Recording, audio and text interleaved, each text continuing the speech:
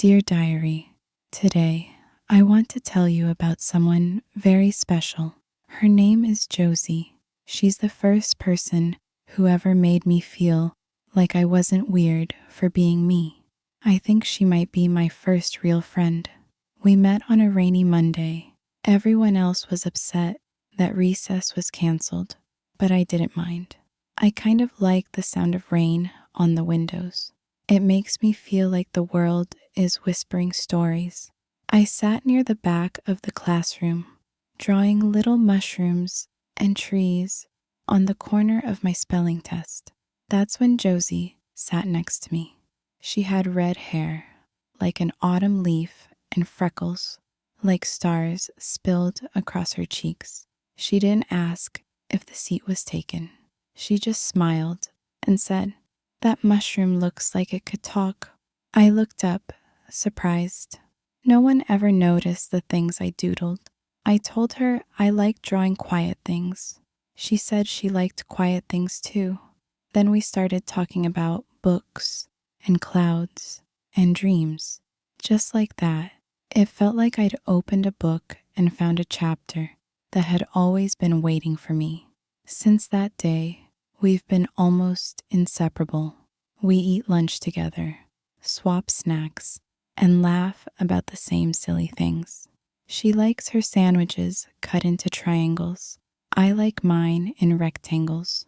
We joke that we're sandwich opposites, but perfect puzzle pieces. Josie doesn't talk a lot in class, but when we're alone, she tells the best stories. One time she told me about a fox who lived in a library and read every book while no one was looking. I asked her if the fox had a favorite. She said, yes, the one about a girl who finds a friend in the rain. When she said that, I got goosebumps. One afternoon, we sat on the swings, not swinging, just letting our legs dangle. She told me her parents were getting divorced. Her voice was so quiet, I almost missed it. I didn't know what to say, so I just reached over and held her hand. She didn't pull away. Sometimes friendship isn't about fixing things. It's about not leaving. On Tuesdays, we sit under the maple tree during recess. We bring notebook paper and write poems or draw imaginary creatures. Last week, Josie invented a moonflower that only blooms when you tell it your secrets. I drew a picture of it and gave it to her. She folded it into a heart and put it in her pencil case. I hope she keeps it forever. She makes me feel braver. I raised my hand in class today for the first time in weeks. When I looked back, she gave me a thumbs up and mouthed, "You got this." It felt like sunshine in my stomach. One time, some other girls asked why we were always together. "Are you two weirdos?" They giggled. I felt the sting in my chest, but Josie just smiled and said, "Better to be weird than mean." Then she took my hand and we walked away. Later, she told me that being weird just means you see the world differently, and maybe the world needs more of that. I told her she's my safe place. She said I'm her quiet space. I think those are the best kinds of friendships, the ones that feel like soft blankets on stormy days. We made a secret promise today. We each wrote our favorite word on a scrap of paper and hid it in our library books. Mine was belong. Hers was wonder. I think together, those words mean something magical. At the end of the day, we sat under the fading orange sky, legs crisscrossed, fingers sticky from grape jelly. I looked over at her and thought, this is what it feels like to be seen, not just looked at. Seen. Dear Diary, before Josie, I thought being alone was just something I had to get used to.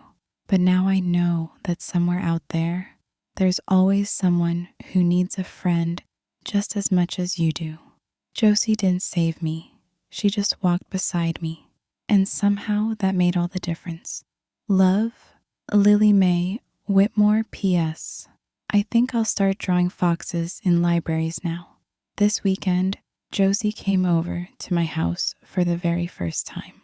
We built a fort out of blankets and read books by flashlight. We even made up our own handshake. 4 claps, a finger twirl, and a nose boop. It's silly, but it's ours. We stayed up late talking about everything. What we'd name our pets if we had one. How we'd design a dream treehouse. And whether stars make wishes or just listen to them. She said the stars probably do both. When she left, I felt a little ache in my chest. Not the lonely kind, just the kind that says, I already miss you. The next day, she brought me a folded paper crane. For your windowsill, she said, so you always have company. I keep it right next to my music box. I talk to it sometimes when I'm thinking too many thoughts at once. We had our first real fight last Thursday. It was about something small. Who got to write with the purple gel pen during art? I said something snappy. She didn't talk to me for the rest of class. My chest felt hollow the whole day.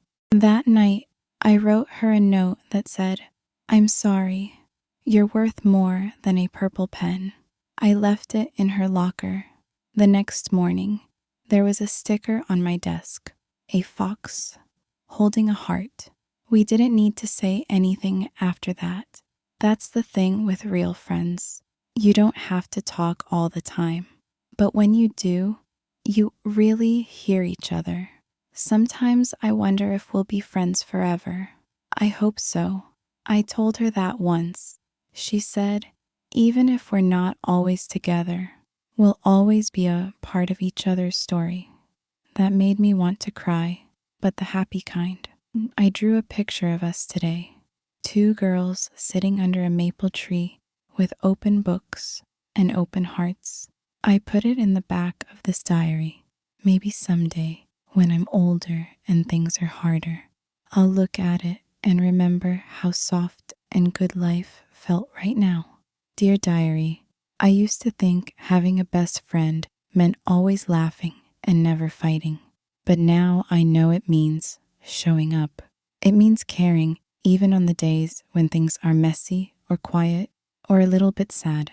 Josie made room for me in her days, in her thoughts, and now in my story. Love always, Lily Mae Whitmore P.S. When we grow up, we want to open a bookstore with a secret garden in the back. She'll do the books, I'll do the drawings. We'll call it Wonder and Belong. Tonight, before bed, I looked out my window and thought about all the people in the world. How many are just waiting to be noticed? How many are like I used to be, watching from the edge, hoping someone will sit beside them? Josie didn't save me with big words or fancy things. She just noticed, and that noticing turned into something beautiful. It makes me wonder how many other Josies I might meet in life, and how many people I might get to be a Josie for. The thought makes me excited to grow up, not because I want to stop being a kid, but because I want to meet more hearts like hers. I think that's what friendship does. It teaches you how to see, not just faces or smiles, but souls. Tomorrow we're going to try building a tiny fairy house under the tree. We're bringing acorn caps and bits of yarn. Josie says fairies like glitter, but I think they prefer kindness. Maybe both. Anyway, diary, thank you for letting me write all this. When I read it back, I can almost feel the warmth in my chest all over again. This is what happiness looks like.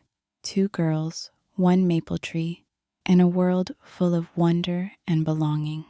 Good night, Lily Mae Whitmore P.S. I think everyone should have a Josie. And if they don't, maybe they can be one for someone else.